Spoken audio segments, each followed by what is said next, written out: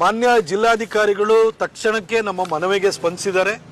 Gate ಸೈನೇಜ್ಗಳಲ್ಲಿ ಎಲ್ಲ ಕಡೆ ತೆಗೆಸ್ತಾ ಇದ್ದಾರೆ. ಹಾಗೆ ಕೆಲವು ಕಡೆ ಫ್ಲೆಕ್ಸ್ ಗಳಿದೆ, ಆ ಫ್ಲೆಕ್ಸ್ ಗಳನ್ನ ಹಳೆ ಫ್ಲೆಕ್ಸ್ ಗಳು ಬಾಕಿ ಇದಾವೆ, ಅವನ್ನೆಲ್ಲದನ್ನು ಕೂಡ ಕುಲ್ಲಾ ಮಾಡಬೇಕು. ನಾನು ಮೈಸೂರಿನ ಮಹಾಜನತೆಯಲ್ಲೂ ಕೂಡ ಮನವಿ ಮಾಡ್ಕೊಳ್ತೀನಿ.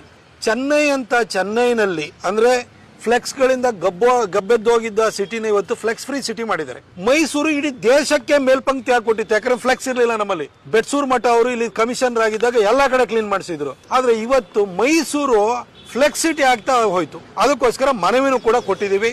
ಅರ್ಬನ್ ಡೆವಲಪ್ಮೆಂಟ್ ಮಿನಿಸ್ಟರ್ನು ಕೂಡ ಸದನದಲ್ಲಿ ಮಾತಾಡಿದ್ದಾರೆ. ನಾನು ಅವರ ಒಂದು ಏನು ಹೇಳಿಕೆ ಅದನ್ನ ಸ್ವಾಗತಿಸ್ತೀನಿ.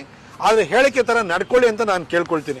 ಅಂದ್ರೆ ಮೈಸೂರಲ್ಲಿ ಯಾವ ಸರ್ಕಲ್ಗೆ ಹೋಗ್ಲಿ, ಎಲ್ಲೋ ಹಬ್ಬ ಹರಿದಿನಗಳು, ಈ ರಾಜಕಾರಣಿಗಳ ಹಾವಳಿ, ಎಲ್ಲಾ ಪಕ್ಷ ಬಿಜೆಪಿ JDS ಕಾಂಗ್ರೆಸ್ ಎಲ್ಲಾ ಪಕ್ಷಗಳದ್ದು ಹಾವಳಿಯಿಂದಾಗಿ ಇವತ್ತು ಫ್ಲೆಕ್ಸ್ ಗಳು ಬರ್ತಾ ಇದಾವೆ. ನಾನೆಲ್ಲ ಮೈಸೂರಿನ ಮಹಾಜನತೆಗೆ ಎಲ್ಲಾ ರಾಜಕೀಯ ಪಕ್ಷಗಳಿಗೆ ಕೇಳ್ಕೊಳ್ತೀನಿ, ನಿಮಗೆ ಪ್ರಚಾರದ ಗೀಳಿದೆಯಾ, ಹುಚ್ಚಿದೆಯಾ?